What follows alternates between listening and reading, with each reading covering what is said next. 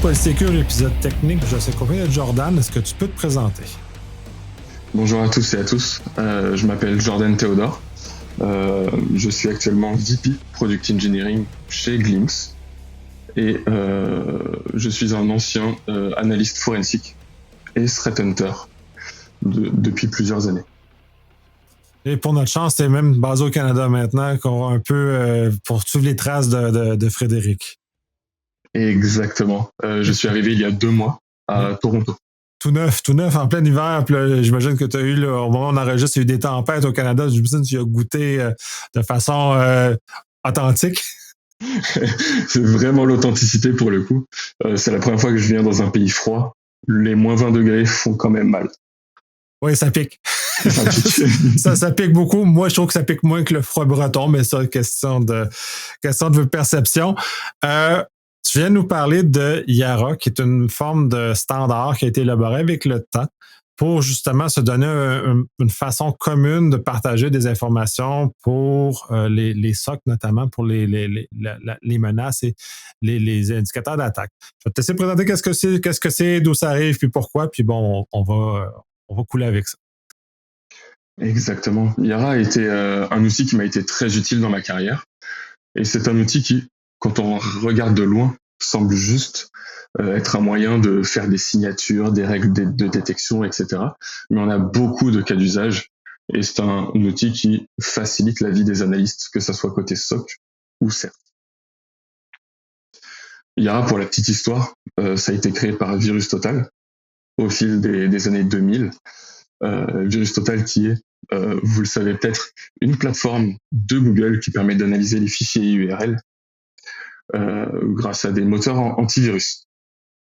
L'idée d'Yara, derrière Yara, était toute simple, c'est d'offrir un moyen plus souple de définir des signatures pour identifier des malwares ou des familles sans être coincé par les formats propriétaires des antivirus classiques.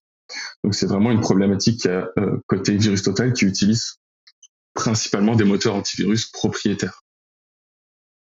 Okay, donc, j'en comprends, c'est VirusTotal, maintenant Google, pour faciliter leur propre travail, ont établi un standard qui transcende la détection de code malicieux, qui à l'époque que de code malicieux, mais qui servait justement d'avoir une signature unique et universelle pour arriver à ça.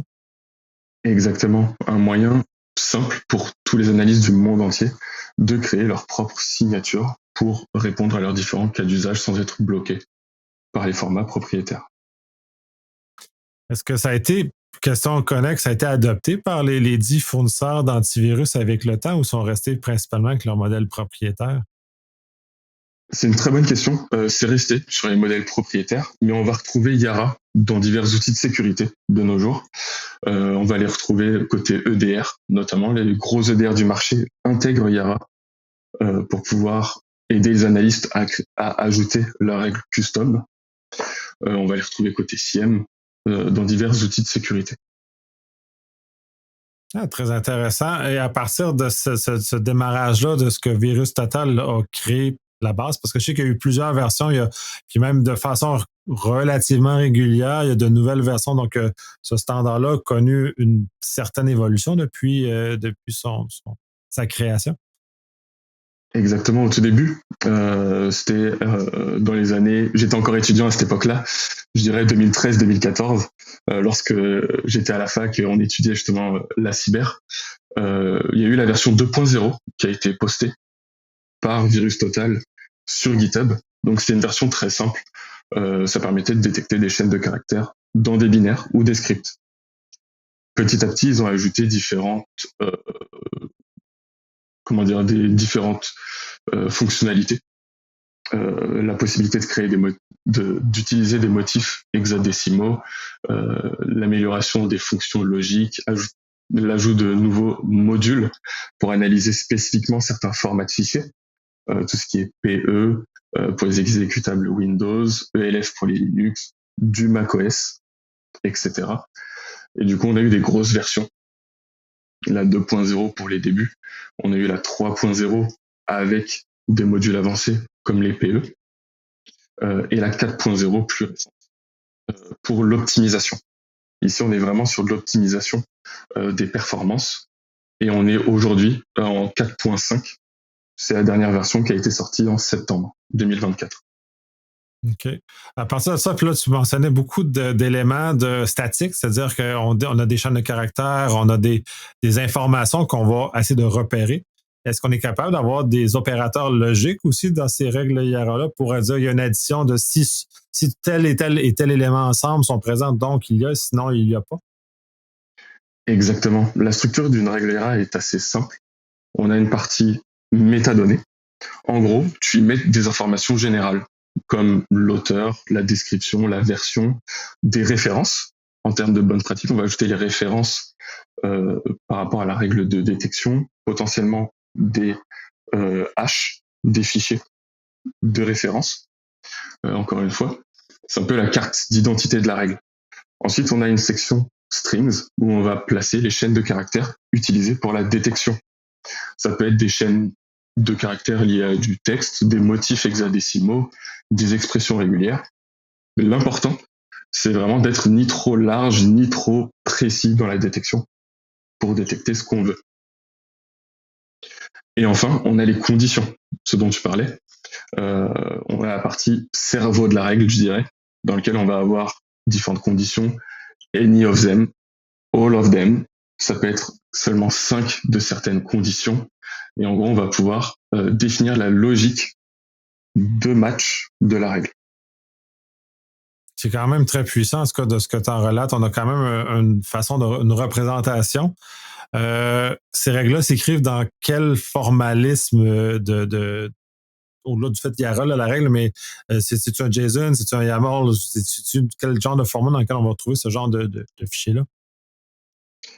Ça va être plutôt dans un format très proche du YAML. C'est un format vraiment j'allais dire propriétaire. Le format IARA, on va avoir nos accolades, on va avoir, on retrouve des similitudes avec le JSON aussi. On va avoir nos accolades, nos 3 sections, méta, strings et conditions, et la fermeture de l'accolade. Donc, une définition, il y a une écriture très rigide quand même à cette règle-là, même si elle est à survette essentiellement. Exactement, on a quelque chose qui est assez rigide. On peut mettre tout ce qu'on veut dans la partie méta. Par exemple, on peut dire, OK, je vais ajouter un nouveau champ, niveau de menace, etc. Est-ce que c'est connu? Est-ce que c'est une menace interne ou non? On peut mettre tout ce qu'on veut dans la partie méta, mais on aura toujours nos 3 sections, méta, strings et conditions. Est-ce que c'est très difficile d'écrire des règles IARA, puisque tu as quand même un peu d'expérience dans le domaine, puis tu as l'air d'avoir une certaine affection pour cette façon-là d'écrire des règles? Alors, d'un point de vue développement, la syntaxe d'une règle IARA est très simple, donc un peu tout le monde peut la faire. Par contre, le problème principal va être vraiment sur la partie technique de la règle, où là, on va avoir besoin plutôt de compétences de reverse ou de CTI pour créer des règles qui vont matcher la bonne famille dont on a besoin. Surtout que dans ces règles, on va vouloir vraiment l'optimiser, utiliser des chaînes de caractères potentiellement uniques. Donc il va avoir besoin de compétences pour extraire des clés de registre, potentiellement des fautes de typo dans les fichiers ou binaires. Ça peut être des chemins de PDB, ça peut être des mutex, un peu tout ce qu'on veut d'un point de vue technique. Mais là, on va avoir besoin de compétences de reverse si on veut le faire soi-même. Ce qui est vraiment intéressant, c'est que on a pas mal de sources depuis la sortie de la version 2.0 sur GitHub.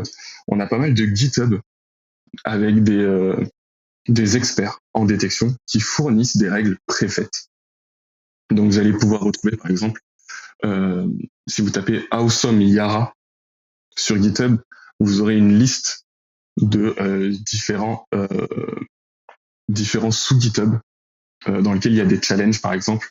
Il y a le 100 Days of Yara, dans lequel chaque année, des experts cyber fournissent sur les 100 premiers jours de l'année des règles Yara. Vous allez retrouver aussi les GitHub des gros fournisseurs de CTI ou autres, comme Alien Vault, AnyRun, Burp. On aura pas mal de règles Yara disponibles pour la communauté, sans avoir besoin d'être expert en reverse. Ça demande une certaine expertise. Tu mentionnais qu'il y a de moins en moins, en tout cas de ta perception, de gens qui mettent du temps pour faire du reverse, puis ça demande une certaine compétence, mais ça semble être un peu moins présent dans les dernières années que ça l'a déjà été. Exactement. De ce que j'ai pu voir, en fait, surtout dans la partie SOC du métier, en général, on arrive analyste niveau 1, on va faire beaucoup de ticketing, on n'a pas beaucoup la place pour la montée en compétences, on arrive niveau 2, et là, on gère beaucoup plus les incidents. Et là, il est vraiment important, à côté, de continuer de se former, notamment en reverse, qu'on n'a pas forcément en cours, qu'on apprend surtout dans le contexte pro. Moi, je l'ai surtout appris lors de mes expériences pro dans divers certes. Et c'est vraiment une compétence importante si on veut aller plus loin dans l'expertise technique. Oui, tout à fait, je suis d'accord avec toi. Moi aussi, pour le court moment dans ma carrière, c'est vraiment pro. J'ai jamais pris ça sur les bancs d'école. Surtout que moi, les bancs d'école étaient plus vieux, étaient plus en bois à l'époque. On n'était pas au même moment, mais beaucoup moins, effectivement, de ce genre de choses-là. J'ai oublié de te poser la question, peut-être parce qu'au préalable. Yara, c'est vraiment pour la détection de fichiers qu'on a. C'est pas des règles plus larges, on va mettre dans un IDS, on va mettre dans d'autres éléments. Ça aurait été vraiment bien de pouvoir ajouter Yara dans tout ce qui est IDS, mais on a vraiment l'IDS qui fait sa partie réseau. Yara va être surtout utilisé sur les fichiers, mais aussi sur de la mémoire. On a quelques projets dans lesquels Yara est utilisé pour chercher des patterns assez spécifiques en RAM. Donc ils essayent, en tout cas la communauté essaye de pousser l'utilisation de Yara pour plein de cas d'usage. Ouais, avec une augmentation quand même assez importante du fileless ou toute cette famille ou cette approche-là ou le living of the land qui sont de plus en plus difficiles à intercepter avec les moyens classiques, notamment comme ce que Yara donne comme moyen. C'est important de pouvoir pivoter, de continuer à aller ça parce qu'il demeure que ces malwares-là demeurent dans un contexte avec des patterns qui leur sont propres pendant lesquels ces règles-là demeurent pertinentes à les détecter puis à les bloquer. Là. Exactement. Et justement, en parlant de règles, j'avais mentionné quelques sources côté GitHub, mais il y a une source que j'apprécie particulièrement, c'est le GitHub de YaraForge. Donc c'est un projet qui a été créé il y a de là pas mal d'années, qui est un projet de standardisation de règles Yara et d'assurance qualité sur ces règles. En fait, YaraForge va récupérer les règles Yara de diverses sources de GitHub connues et va ajouter de la metadata par exemple, va faire un check de qualité, transformer un peu la règle et créer 3 packages que les analystes peuvent utiliser, tester évidemment sur des jeux de données avant de les mettre en prod, mais surtout les mettre en prod facilement. Donc il y a 3 packages, on a un core, un extended et un full. Et de mémoire, avec la partie full, on a 13 000 règles Yara qualifiées et checkées.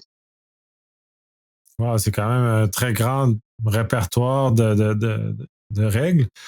Et de ton historique, puis en plus, chez Glim, c'est un peu le cœur de votre mission.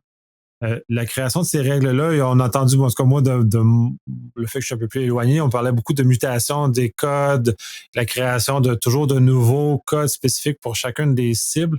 Ces règles-là, est-ce qu'elles s'adaptent bien ou est-ce qu'il y a des préoccupations particulières ou des façons de les écrire qui nous permettent justement de transcender des mutations qui doivent quand même de trouver un peu comme un vrai virus, comme la COVID l'a été, ces mutations de trouver le bon vaccin à chaque fois qui est quand même capable de l'attraper indépendamment de sa mutation.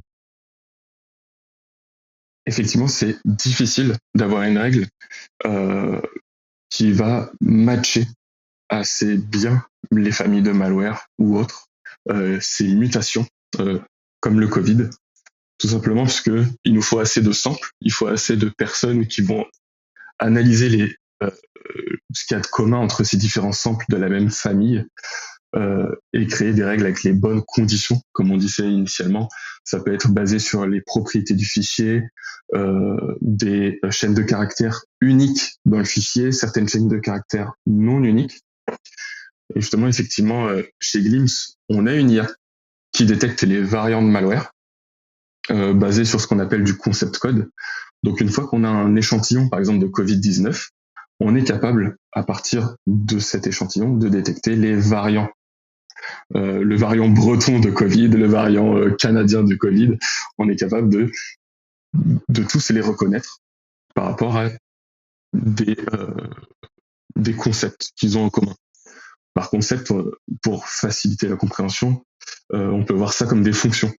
L'utilisation d'une fonction qui va, par exemple, changer le fond d'écran pour un ransomware assez particulier. Prenons par exemple pour la famille Lockbit. Nous, on va le reconnaître comme étant du Lockbit, même si on a une nouvelle version dans 2 mois, dans 3 mois, la logique sera la même.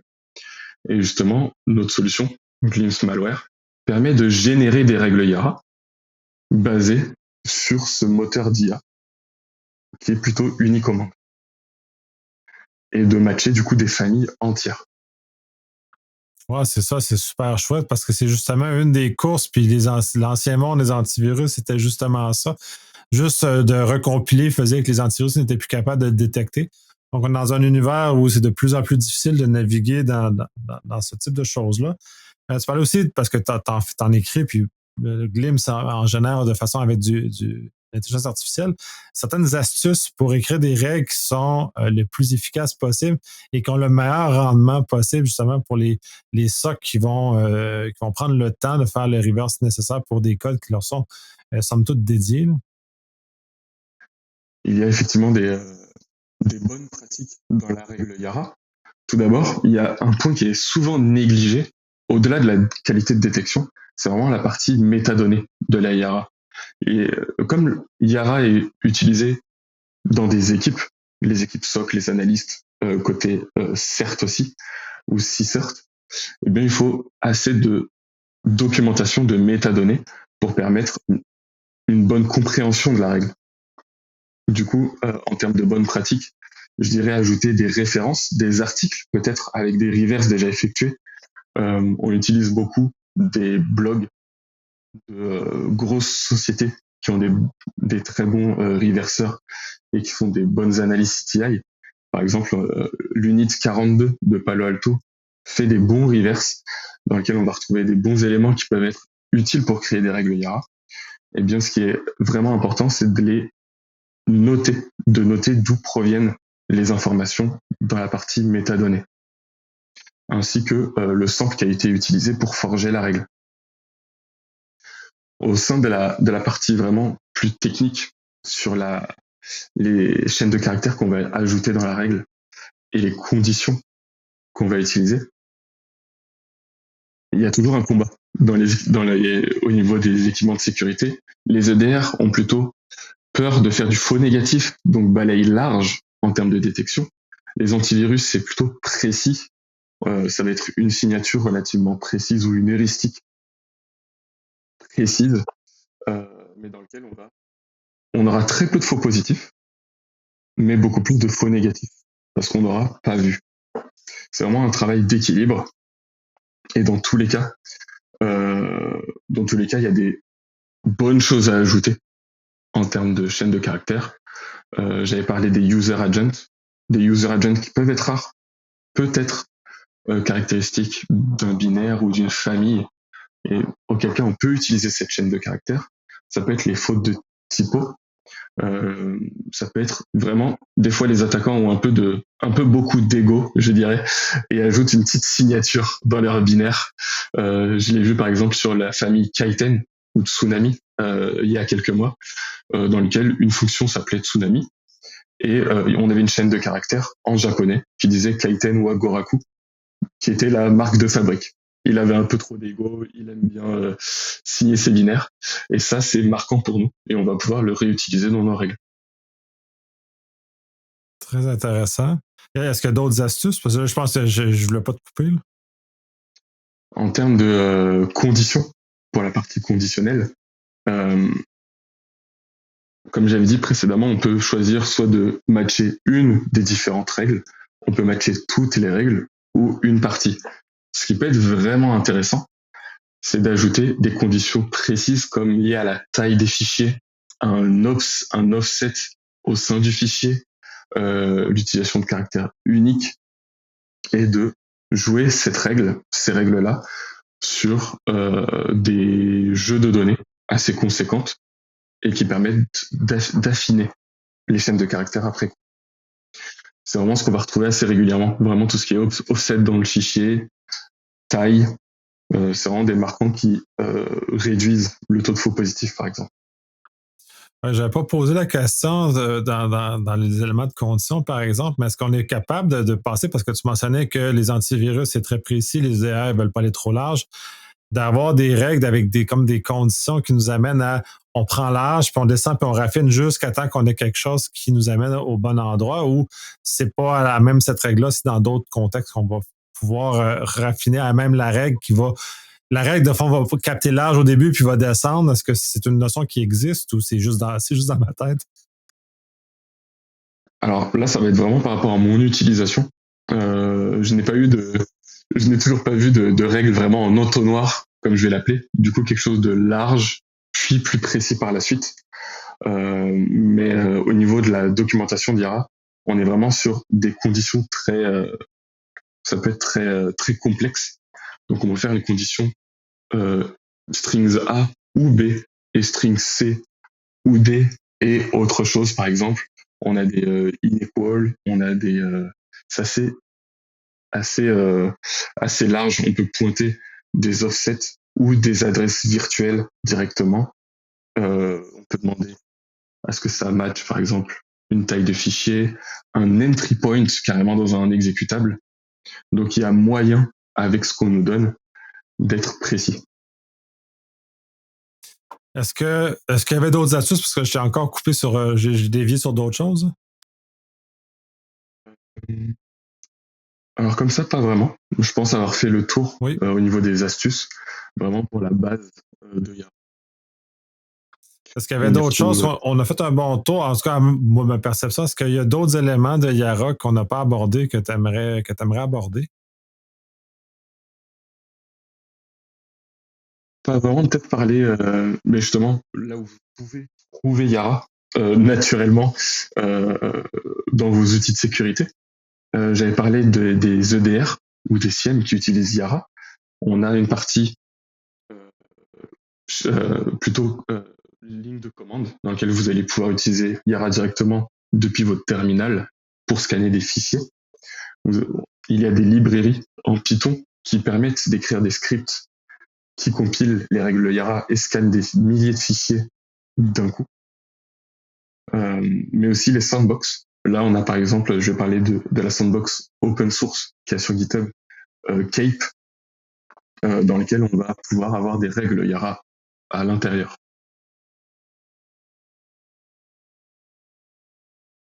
Est-ce que ça fait le tour des recommandations? Oui. Super. On va mettre dans les show notes, pour ceux que ça intéresse, ces informations-là, justement, pour que vous puissiez y accéder. Je te remercie énormément. C'est très intéressant. Même si ça a l'air banal, un format comme ça est quand même essentiel au fonctionnement des SOC, les sophistiqués, si on veut dire, ou les SOC modernes, pour justement les aider à cheminer puis à aller plus vite que ce que les fournisseurs sont en général capables de fournir même.